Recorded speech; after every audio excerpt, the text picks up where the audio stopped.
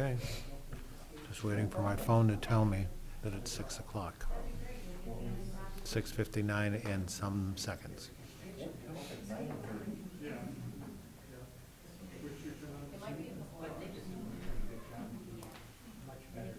I got time.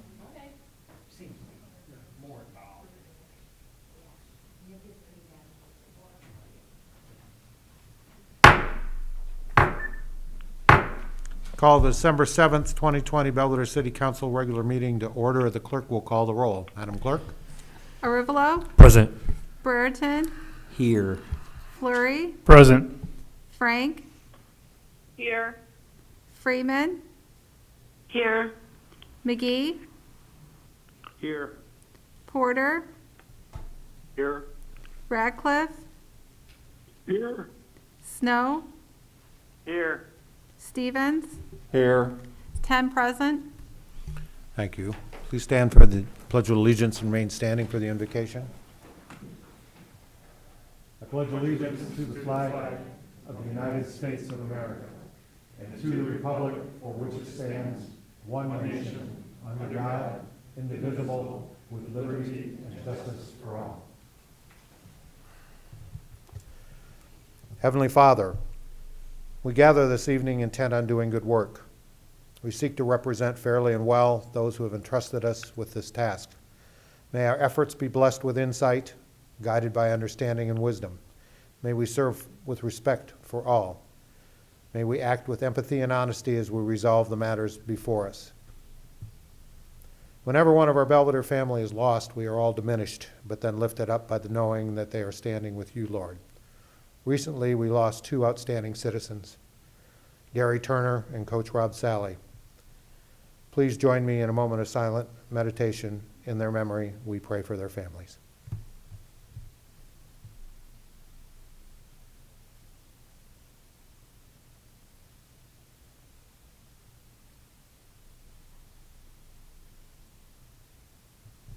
Thank you.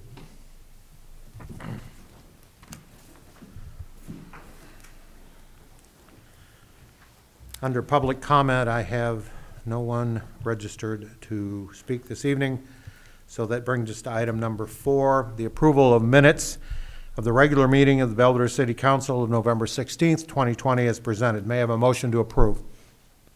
That motion. Motion by Alderman Arivalo, I'll second that motion. second by Alderman Stevens. Questions, comments, or proposed amendments to the minutes as presented?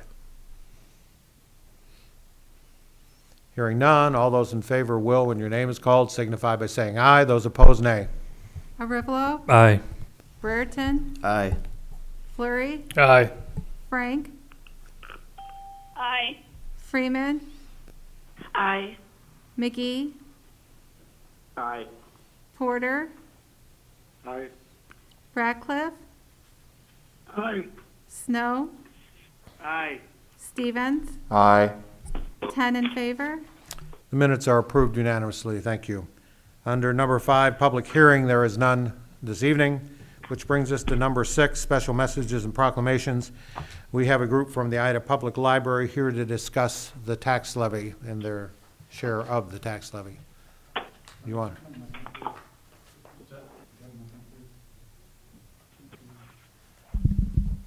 Please state your name and address for the record. Louis Carlisle. Louis Carlisle, 2208 Ferris Court, Rockwood, Illinois, 61108. If it's easier, you can pull that microphone out of the stand and Okay. hold it. Very kind, thank you. Just make sure the green light doesn't go out. Okay, go ahead. Mr. Mayor. First off, I want to thank everyone for allowing us the opportunity to speak with you all. It's always nice to talk and interact with the city. Some of you may not know me. My name is Lou Carlisle. I'm the director at the Ida Public Library, and this year we just want to discuss the tax levy. As you may know, last year there was some debate about the tax levy, and it's unfortunate that it's come down to another debate this year. First off, I'd like to start off by just explaining the levy process a bit. The library is a municipal library, part of the city, but we are our own independent levy separate from the city, and that actually was mentioned at the previous meeting, that the city's levy and the library's levy are two separate levies.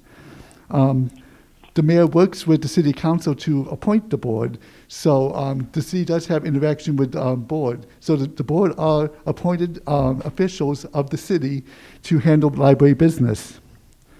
So the library board approves the budget with the help of the director. The city is sort of the middleman. So our argument is, while we understand that people want to keep taxes low, the city is actually, lack of a better term, overstepping its authority.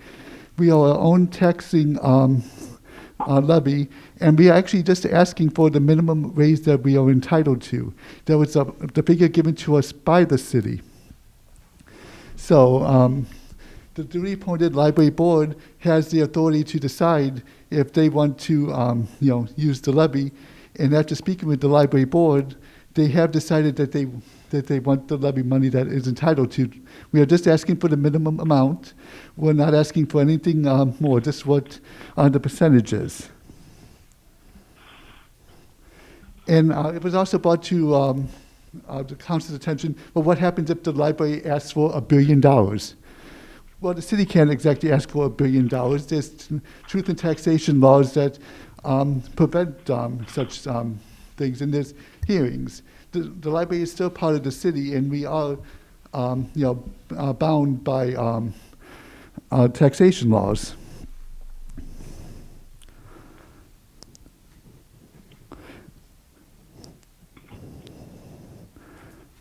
So just so you know, after the last meeting, we did speak with Rails. Many of you won't know who Rails is. Rails is the library system for Northern Illinois. There's two major library systems in Illinois, Rails and Heartland. So after speaking with the head of Rails, which is Northern Illinois, they were kind enough to give us some advice and consult their attorneys as well, because I don't want the board, the council, to think that we're just coming in without any facts. We did do our due diligence in our research and try to come up with a meaningful legal defense for us. And so that does actually talk about the handout that I was giving everyone. It talks about municipalities. And if you look, the municipality does not have the right to decrease the library's levy. But as a home rule, you guys actually have the right to bump us up. We're not expecting that. But as a separate levy process, it does state under what the city attorney was saying, 75 Illinois CS 535, without all the legalese, that the city council does not have the right to withhold a levy, which is the libraries. So we did get proper legal advice on that. So that would be our argument just from a legal standpoint. We were asked, what's the library do? Unfortunately, there's still a lot of misrepresentation and misinformation about what the library is and what it does. We were told that the library's been closed since March. That is definitely not the case. When the governor's order came, we closed down. Like everyone else, we were trying to figure out what we were doing. And one interesting fact, we're not the biggest resources, but we actually worked with the Boone County Health Department, and we actually opened up with a plan faster than Rockford, faster than Cherry Valley, faster than the North Suburban Library System, which is Roscoe and those. So in our area, we were actually the first library to reopen after coming up with a plan from the health department. So the library was very mindful of trying to safely reopen the library and provide services to the public. We offered curbside service before we opened, so no one was being denied any type of service. We've actually looked for ways to ramp up what we offer people, our online programming, more story times. We have crafts for kids, crafts for adults. So we are actually, taking this situation and we are still providing services. So the library isn't just paying people not to work. That was something that seemed to be insinuated, and that is far from the case. My speech when I spoke in March, at the beginning of my term here, I talked about it's an old building. As money to keep that building going, we're making improvements to the building. So the money is going to maintain the building and make it a good place for families to come to. And just like an example, what we're doing during COVID-19, I bring up the point someone mentioned, this tax levy will hurt the poorest of people. Well, actually, the library is actually doing a lot of good to help the poorest of people. I think we're doing our fair share. For example, we have upgraded our Wi-Fi in our library. What's significant about that? Many poor households do not have access to high-speed internet. While people are homeschooling, people have to do online learning. Well, we've actually had kids, when we were open, coming in, social distancing, setting up their laptop, and actually we're acting as a school when the school's not open. So we are helping the kids, and it's an upgrade to the building. And if you're worried about taxpayer dollars, the library is trying to help itself. We applied for a grant, and this Wi-Fi project was paid for 100%. So it didn't come from anyone's pocket. We got a grant from the state. Plus, we also got another grant to get books during the COVID crisis, so we have a broader curriculum of nonfiction, so when kids are doing their studying, they can see the sciences, they can look up literature. So we're trying to improve our collection, another grant. So far we've received $7,500 in grants from the state, so the library is trying to help itself. And another thing that I actually mentioned in March, we are actually the only library in the county. And so what happens with all these kids that are with social distancing? The schools are closed. What happened to the school libraries? They cannot go, they do not have access to the school library. So you have all these kids in the county don't have access to library service. So I worked with Rails, what I mentioned before, and Illinois State Library. I contacted them, and we actually provided a distance learner card. It's a restricted library card where kids in the county can come in, get a library card, and actually have access to books. We actually have 200 kids who have actually gotten distance learning cards. So that's 200 kids that wouldn't have access to a library during this time, actually have access to library services. So we're very proud of that. And it was also talked about that we were given a lot of advice that wasn't heeded. No, what the library is trying to help itself. Some of the advice, I hate to say, is not practical. I think it was Alderman Snow who put it very well, that we cannot charge for a lot of services because A, we get all the time, I pay your tax dollars, so if we charge people, they're gonna have a fit anyway. And B, we don't have the big enough base to actually make a meaningful impact in our budget with services. So, additional services can only take us so far. Volunteers. It's actually interesting. I was actually speaking with someone about on our social media, where can I volunteer in Belvedere?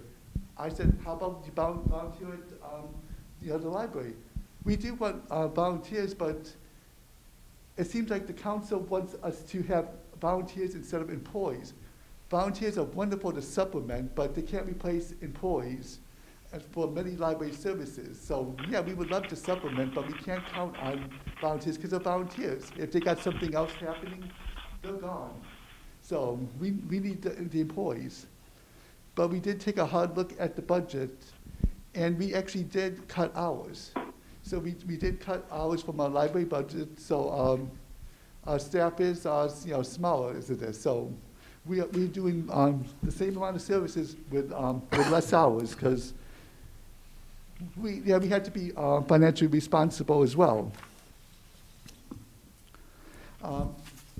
The board, which I said, is the duly appointed body for the library has made lots of tough decisions themselves. They have a great dedication to the library, and I respect the dedication to the library, and they made tough choices. I just bring this up just as an example.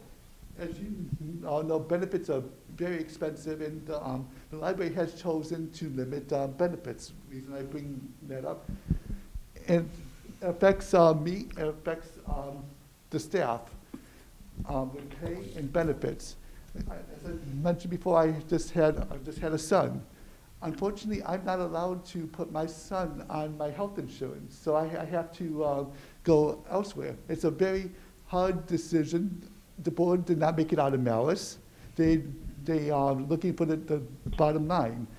As for the increases in salary, I would love to pay more for the staff, but yeah, I have to keep the budget in mind, and that's one reason I had to cut the hours, just to make sure people are getting at least the minimum amount that they're supposed to go up each time. And we don't want it to be flat. Would it be fair? We have people who've been at the library for 20 years. So if I start bumping up people $1 a year, am I going to keep the person who's been there 20 years flat and basically catch them up? That's not fair as well. So we have to be fair in raising of salaries as well. That's a consideration. And the library is not a business. It was also pointed out that the city has the authority to do additional, taxes on this and that. We depend almost exclusively on our levy for a large portion of our money, and so without it, we'll have to, face more cuts. It's been going back and forth. I heard between the city about what do we do to improve Belvedere's image. Yeah, strong schools are important. Good community. Well, good library is important as well. So if the city actually is serious about wanting to invest in the future of what brings families, just have a strong library as well. We understand that it's tough times, and I respect the city's dedication to wanting for 3 years not raise the levy. I don't think it's sustainable, but that is the city council's decision. I would not impede upon that. Just like we ask that the city council does not impede on trying to take away what is ours as well.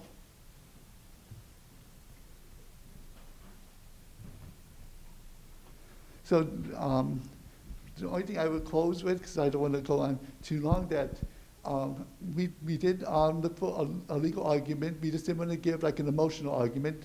That does state, without the legalese, what the rights of the municipal council are. And it was stated by the city attorney who was talking about the language at the meeting, and Ms. Tobin, who was mentioning that there are two separate levies. I appreciate them putting those points of clarification during the discussion, but that's all the library is asking for is what is ours. We're not asking for anything more, just the minimum. I'd be more than happy to entertain any questions that you may have. Questions from the council? Yes, Alderman Burton, please proceed. Thank you. 2 weeks ago, when somebody spoke, I asked for a copy of the budget. Mm-hmm. Can we get a copy of that? We talked back and forth with the council, with the library board about it. I admit, I chose not to present the budget because I didn't, like with Ben Tim, I didn't want to be beat over the head by the budget and get off track. The question at hand is if the library, if the city council has the right to take our levy. If you want, I'd be more than happy to come at another time and discuss the budget, but I wanted to discuss the levy itself. Could you talk in the microphone, please? I can't hear you. Oh, I apologize. Thank you, sir. So also, Ms. Tobin, may I ask you a question? Because we talked about this in the past. The library has just presented, got the levy amount, and then later on, the budget was given so it could be included in the city's paperwork. Correct. Your budget is approved by your board, and then you give it to us and Yes. include in our budget book, correct? Right. So the two separate processes. So I did not, thank you, Mr. Tobin. I did not want to sort of muddy the waters by having two different issues here tonight, but I'd be more than happy to come on another time and talk about the budget. Yes, Yeah, Alderman Burton. thank you again, because if we're talking about a levy increase, I'd like to see where that money is going. With all due respect, you may like to see where it's going, but the question is, hand, if you have the right to withhold the levy. After we get the levy, if you want to question our budget, you are more than happy. I will discuss it with anyone who wants to discuss it, but the point at hand is our levy. I frankly, after what we went through last year, and what we talked about this year, it's from what Attorney Drella has shared with us and what Director has shared with us, we don't have a right to take their levy. It's not up to us. It just passes through our hands to them. And I would ask Attorney Drella, again, to clarify the legal position on all of this for us.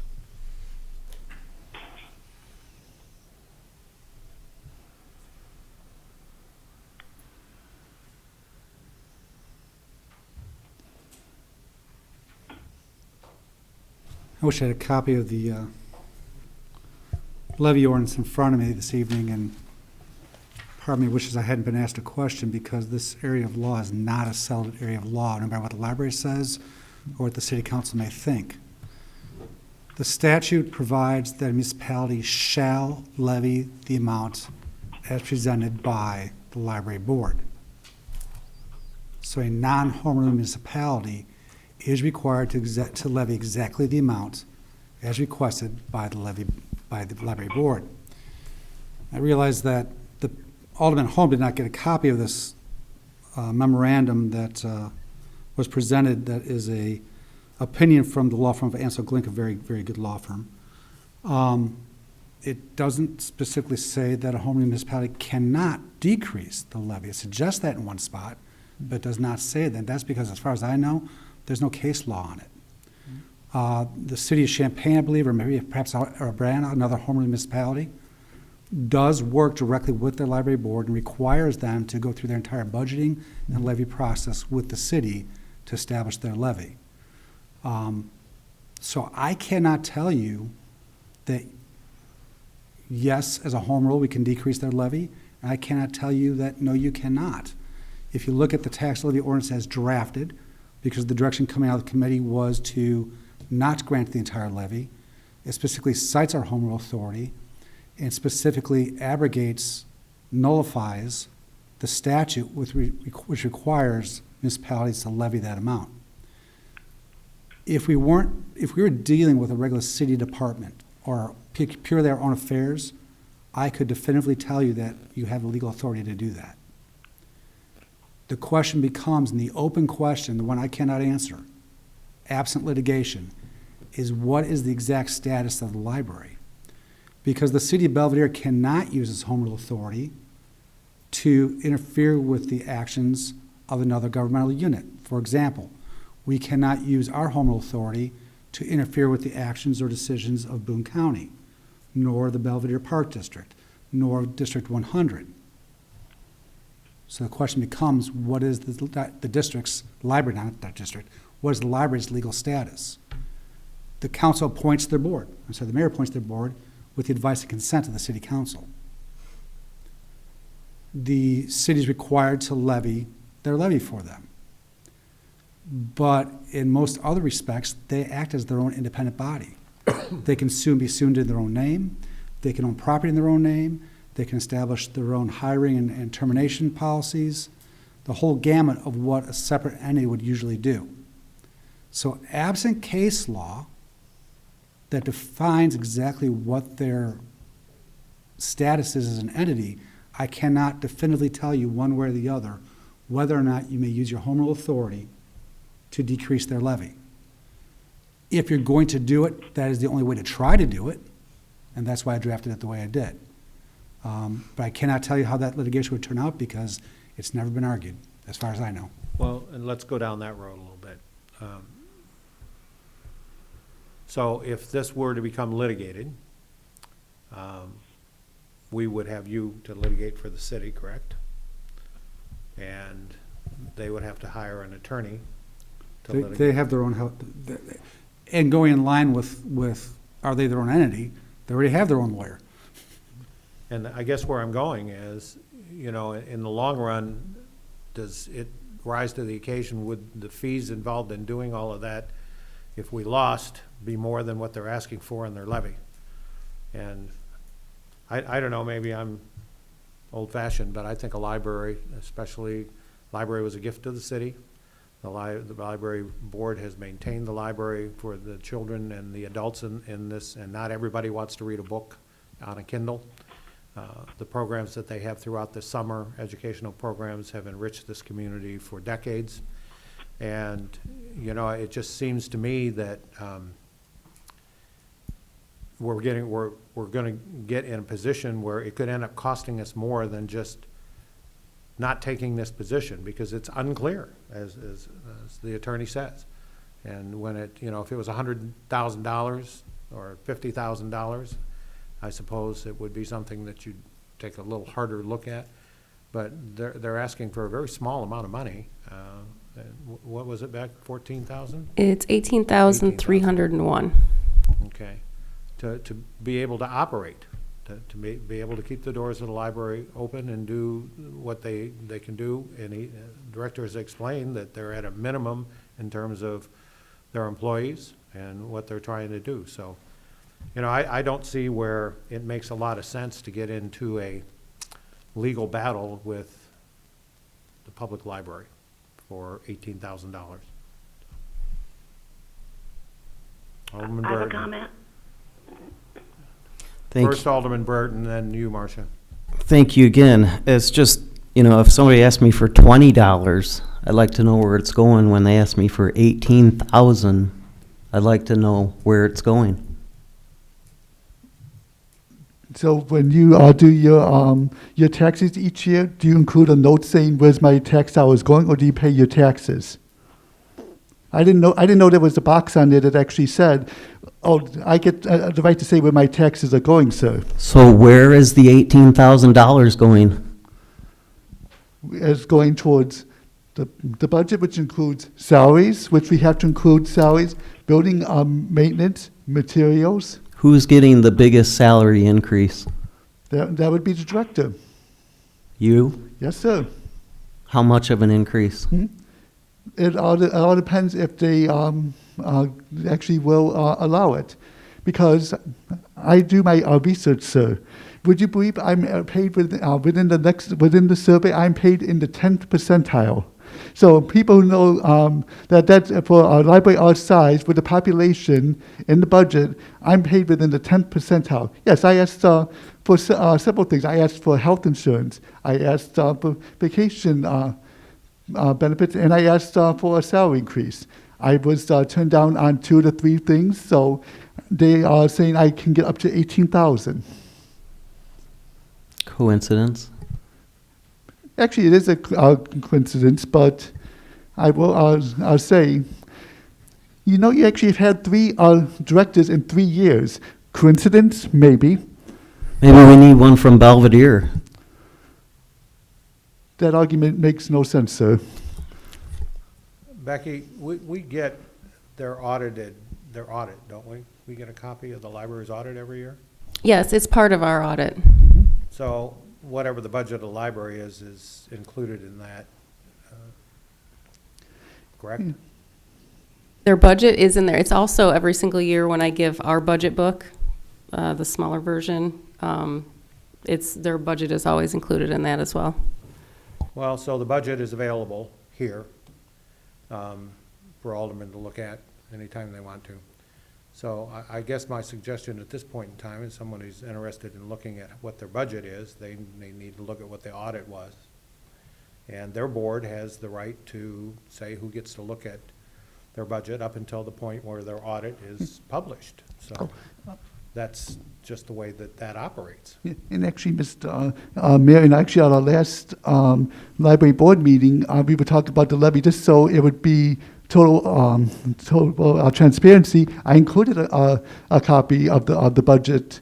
The budget was included in the board packet at the last library board minutes. So the information is out there. We actually didn't even have to present it yet because we were just talking about approving the levy and the budget in December, but we did include the budget already in the last board packet, so it is for public consumption already. So it is available. Yes, sir. Okay. So maybe some of us need to do a little more homework.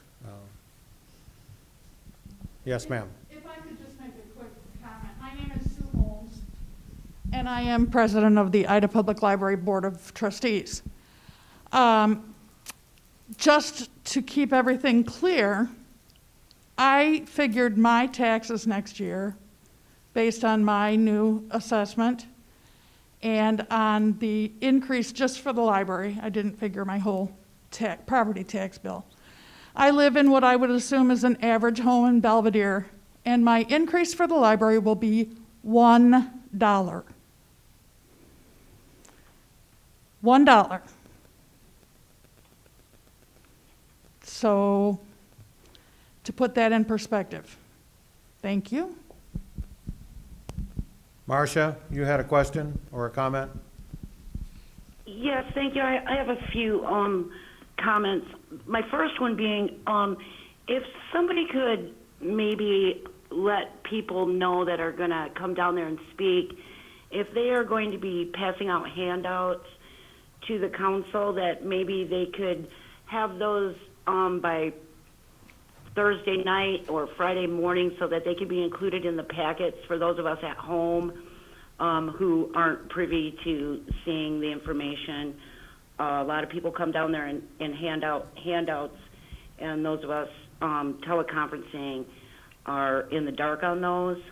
So that would be great. My comment about the library, you know, everybody knows the value in the library. That's not in question.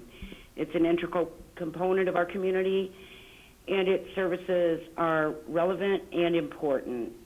We're not talking about decreasing the levy, and we're not talking about withholding the levy. We are only talking about not increasing the levy, which, you know, the city has not increased its own levy for 3 years, while subsequently increasing the levy for the library. I voted no on giving raises to city employees in the budget this year. I felt very strongly that it was not a good time to be passing out raises while so many are suffering. And I feel the same about the library. Definitely not when a single person is looking for salary increase of upwards of $10,000 and up to 18, including benefits. With regards to Attorney Drella comparing it to the Park District and the District 100 and the county, they, I think, are their own taxing bodies, and their levy does not, they don't come to the city asking for levy increases. So I too would like to know where the $18,000 would go, and from the explanation I think I heard, because it's not easy to hear, that it's mostly for salary increases, and so I'm going to vote no on increasing the levy for the city, and I will be voting no on increasing the levy for the library. Thank you. Actually, just to respond, I do agree that was an oversight on my part about not giving it for individuals who might be teleconferencing. I say that as an oversight on my part. But part of it isn't a choice by us. We have to raise our salary due to the state of Illinois. The state of Illinois is saying we have to raise our salaries for a minimum salary. And yeah, we could raise up the people who've been there the least amount of time. But then again, that raises the question: what happens to the people who might have been there long term? I would be pretty resentful if I was there for a number of years and someone who just started potentially is making as much as I am for that type for a position that might even be a smaller position that I'm doing. So we have to look at the equity portion of this as well. So we can get a copy of your budget from the last board meeting, I'd correct? be more than happy to bring one. I just did not want to muddy the water tonight. So I think if it's available, and the audit is available here at the city, people that want to look at it before we have a final vote on this in a couple of weeks should look at it and base their argument on getting a more thorough understanding of exactly what they're asking for. Additional questions or comments this evening? This is not a voting issue this evening, so any additional questions or comments from library staff or from council? Yes, ma'am. Snow would like to make a comment. Just a minute, Dan. One of the library staff is going to make a comment, and then I'll get back to you. My name is Kim Hoff. I'm the treasurer for the Ida Public Library. I think it's really important to emphasize all of, during this horrible year, all of the things that the library has provided to the community. The majority of the staff at the library are community members. So they live here in the community. The budget, just to Alderman Brereton, to you, the budget is available online. Everything that the library does is public, so it's available. It's here in the city, but it's also all online and very, very easy to access. So I think it's important to look at, you know, the services that are coming out of the library to the community, especially those that are affected by COVID. They have access to the computers and books and all kinds of things. Okay, thank you. Mr. Snow?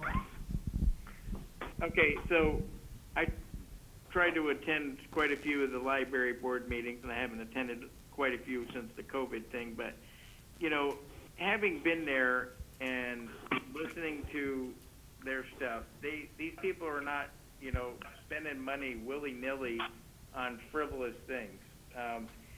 And one of their biggest challenges is, since the state decided to raise the minimum wage in an incremented thing, $1 an hour every year, they have staff that are working at minimum wage on a continuous basis. And in order to achieve that pay scale that they have to pay these people, they're going to have to raise their tax levy. They don't have the luxury of having video gaming revenue, gas taxes, sales tax, and everything else. This is their primary source of revenue. And not to allow them to have the marginal increases needed to sustain that. And they also have numerous infrastructure issues that they need to address, and there's no money to address that. There's no extra money they don't have a utility tax to fund stuff like that. So all this generally has to eventually come out of their levy money in order to make the necessary improvements and maintenance for the building in order to keep it a viable, safe thing. And the increase is extremely marginal. I imagine that Mrs. Holmes' analogy of $1 increase is not unfounded. And I think it's kind of a bad thing just to sit there and pigeonhole them when they have no other resources other than the tax levy. And that's all. Okay, thank you. Let's take final comments on this issue for the evening. Director, did you have any final comments?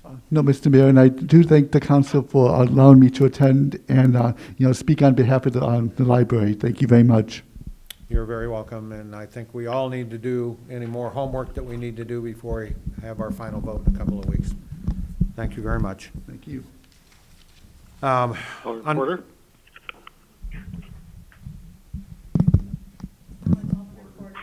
Alderman Porter, you have a comment? Yeah, I just wanted to ask Becky how much more they're asking for this year than over last year. And also, I'd like to make a comment to the library. We do have to remember that when the last audit was done, there were some fairly glaring problems with the library as far as their accounting practices, and it's something we need to get fixed and take a look at, too. The increase that they're asking for it's a 2.52% increase, which is $18,301. And I was thinking it was between $1 and $1.50, and Ms. Holmes said $1 for her property, so I was right in there, in that range as to what it would be for each property owner. Becky, could you address how you worked with the library, and we worked with the library and with the new director and everybody else to get the finances so everybody can understand them straight across the board? And I can't attest to this, but I know that they have hired an accountant. I know accountants are not cheap, especially if you want a good one that's going to come in and really fix your books. So I'm assuming that they now have that added cost.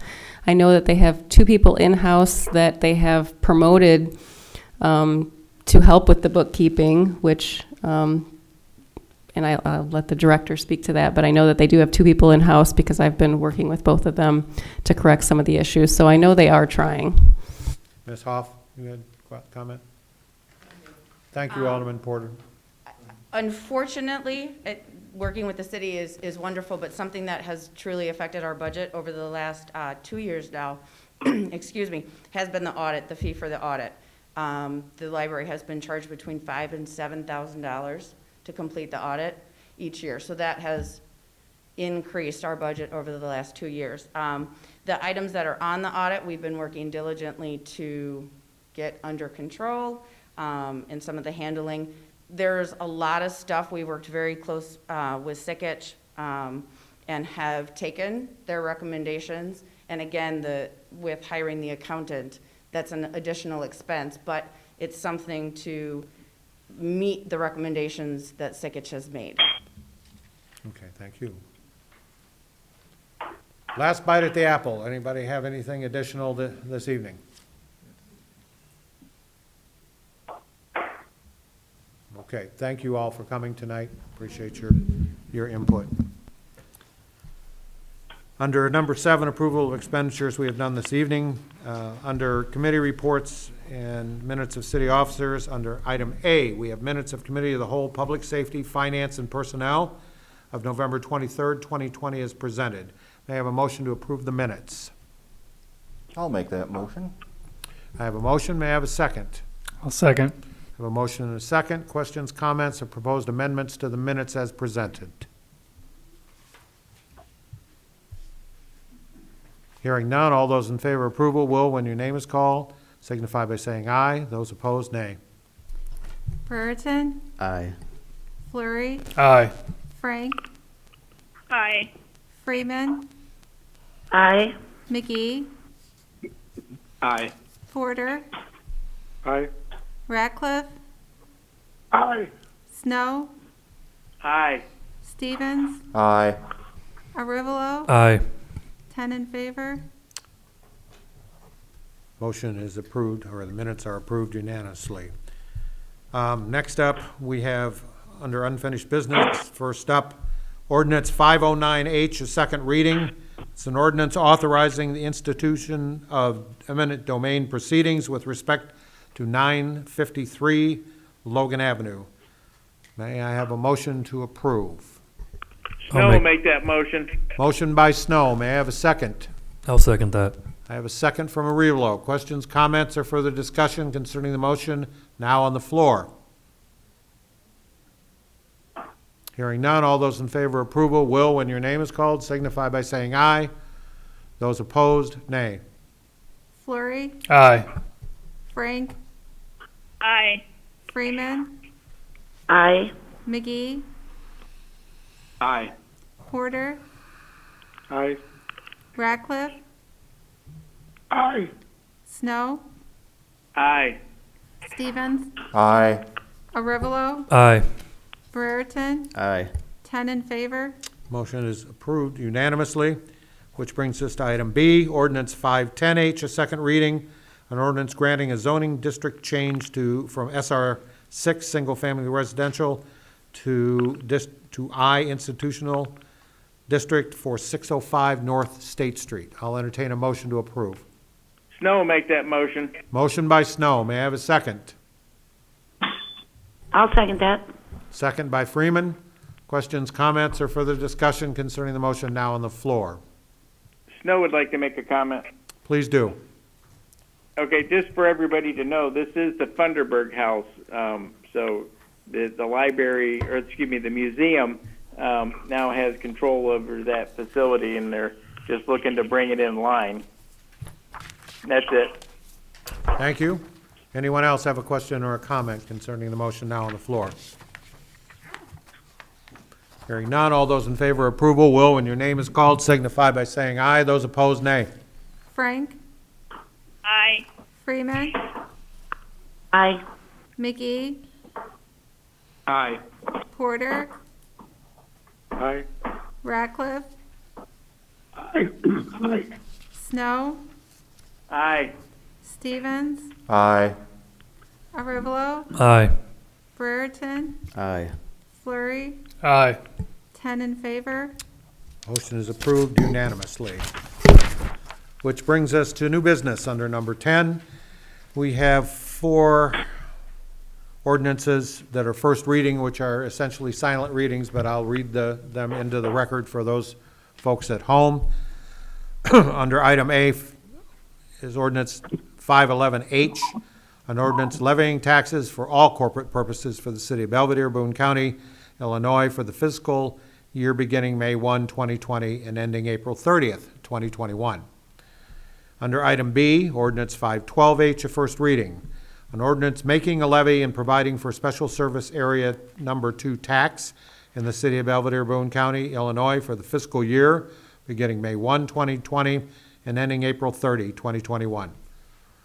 Item C is ordinance 513H, a first reading, an ordinance making a levy and providing for special area number 3 tax in the city of Belvedere, Boone County, Illinois, for the fiscal year beginning May 1, 2020, and ending April 30th, 2021. Item D is ordinance 514H, a first reading, an ordinance amending sections 26-83 and 26-79 of the City of Belvedere Municipal Code, which then brings us to item E, ordinance 515H, a first reading, an ordinance amending section 14-152 of the City of Belvedere Municipal Code. Those are all of our first readings. And then under item F, we have a resolution, number 2024-2020. It's a resolution authorizing the local CURES Economic Support Payments Grant Program within the City of Belvedere. I'll entertain a motion to approve. I'll make that motion. I have a motion by Arivalo. May I have a second, please? I'll second that motion. Second by Stevens. Questions, comments, or further discussion concerning the motion now on the floor? Yes, Alderman Stevens. Any idea how much we're going to get total for this? $350,000. We found out Sunday. Becky got in touch with all of us yesterday, and we've been working on getting all this stuff out today. So, additional questions or comments? Yes, sir, Alderman Stevens. What's it going to be called under, when you look at the website? I seen one called the Big Grant. Back Is to that Business in Belvedere grant. Okay. Alderman Porter? Okay, this is different. Okay. Alderman Porter, please proceed. A quick question. I noticed that I believe it's the same grant that they were talking about in Rockford. They're talking about not giving the grant to people who have violated the governor's order for the COVID mitigation. Are we doing anything like that in our city? At this time, no. We're looking at the merit of the application, and we will make decisions based on the merit of the application and the request. Okay, thanks. Anyone I have else? a couple questions. Yes, No. Alderman Freeman, please proceed. Thank you. So my first question is under number 3, about halfway down, it says, all such grants to a local business shall require recapture of grant awards from the local business in the event that the Department of Commerce and Economic Opportunity does not fund the grant. That does not pertain, correct, because we were awarded the grant? This is Mike. The language about if we do not receive the grant and also if they seek to have us reimburse the state is there because the grant is a reimbursement basis grant.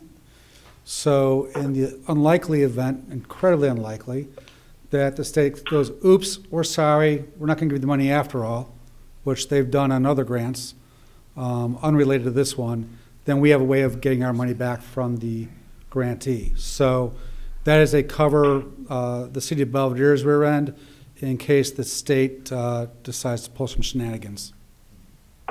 It's essentially boilerplate language that are in all grant applications. And the city attorney made sure that our behind was covered too.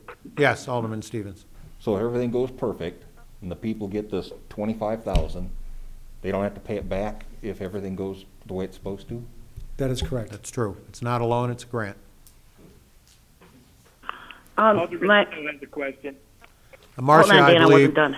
Marcia Okay. has some additional questions, and then Mr. Snow. Can we get, once the money is doled out, a list of the businesses that did receive it and how much they received? Oh, absolutely. Yeah, we'll Public keep record. you up to date on everything as we go along. We're meeting next Monday morning with Alderman Stevens, myself, the mayor, and the Growth Dimensions to start going over the applications. So we will definitely keep you up to date on that. Okay, thank you. I'm done, Dan. Alderman Snow. And I guess my question was, have we already received some applicants? And obviously, we haven't started the actual process of reviewing it, but we have received applications at this point? We have not received any yet. The application just became available online this morning.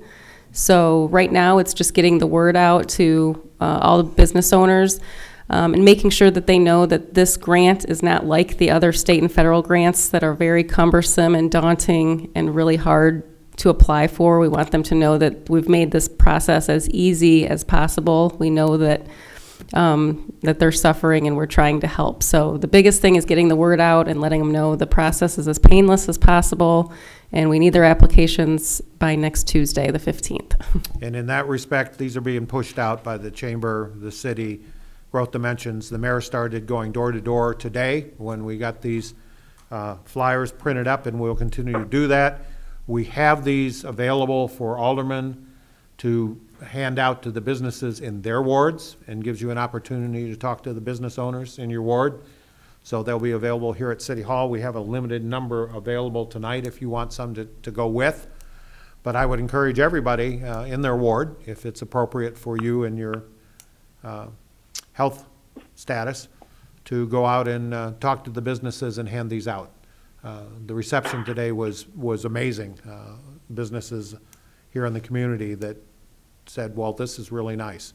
So we'll see. Hopefully we're going to give away all $350,000. So any other questions or comments before we vote? Hearing none, all those in favor of approval of the motion that's now on the floor will, when your name is called, signify by saying aye. Those opposed, nay. Freeman. Aye. McGee. Aye. Porter. Aye. Ratcliffe. Aye. Snow. Aye. Stevens. Aye. Arevalo. Aye. Brereton. Aye. Flurry. Aye. Frank.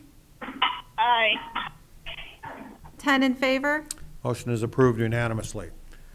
Next, we have motions forwarded from the Committee of the Whole, Public Safety, Finance, and Personnel of November 23rd, 2020. Motions of Finance and Personnel will be presented by Chairman Ratcliffe. Chairman Ratcliffe, you have the floor. Thank you, Mayor. A, motion to accept the 2020 tax levy request from the Belvedere Fire Pension in the amount of $1,238,702. This request will be levied as part of the 2020 tax levy ordinance. Motion out of committee. Questions, comments, or further discussion concerning the motion now on the floor? Hearing none, all those in favor of approval will, when your name is called, signify by saying aye. Those opposed, nay. McGee?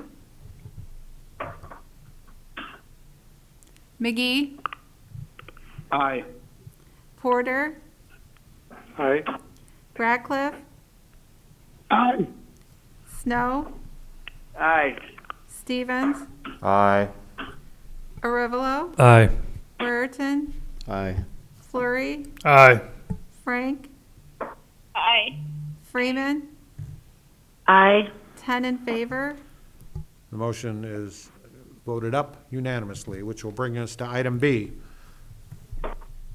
B, motion to accept the 2020 tax levy request from the Belvedere Police Department Pension Fund in the amount of $1,545,285. This request will be levied as part of the 2020 tax levy ordinance. Motion out of committee. Questions, comments, or further discussion concerning the motion now on the floor? Hearing none, all those in favor of approval will, when your name is called, signify by saying aye. Those opposed, nay. Porter? Aye. Ratcliffe? Aye. Snow? Aye. Stevens? Aye. Arivalo? Aye. Brereton? Aye. Flurry? Aye. Frank? Frank? Alderman Frank? It sounded like someone left. I would say that Alderman Frank has probably left the meeting. Freeman? Aye. McGee? Aye. 9 in favor. Well, the motion is passed unanimously as far as we can tell because Alderman Frank is no longer in the meeting, apparently. Okay, thank you, Chairman Ratcliffe. Next up, we have motions of public safety, which will be presented by Chairman Brereton. Chairman Brereton, you have the floor. Thank you.